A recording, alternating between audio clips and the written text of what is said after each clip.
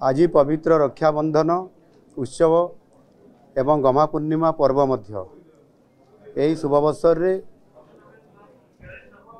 समस्त भौणी माननकु मो तरफ शुभेच्छा एवं अभिनंदन जनाऊँगी एवं समानंकु सुरक्षा केमिति मिलिबो सेतिपाई मध्य आज मु ये पवित्र रक्षाबंधन उत्सव रे प्रतिश्रुति दौची समाने समस्ते भलरे रहिबे सुखरे रहिबे सुरक्षा रे रहिबे आ समस्त ओडिशार भौणी मानकु सेतिपाई मध्य मु सुभद्रा योजना रे समानंकर सुरक्षा एवं समानंकर उन्नति पाई मध्य योजना करिछि समानंकर उत्तरोत्तर कामना करूछि।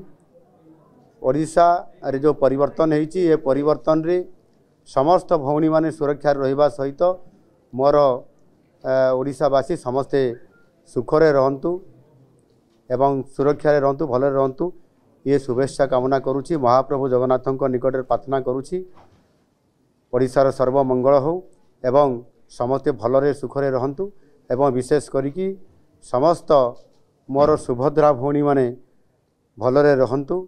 बहुत बहुत धन्यवाद।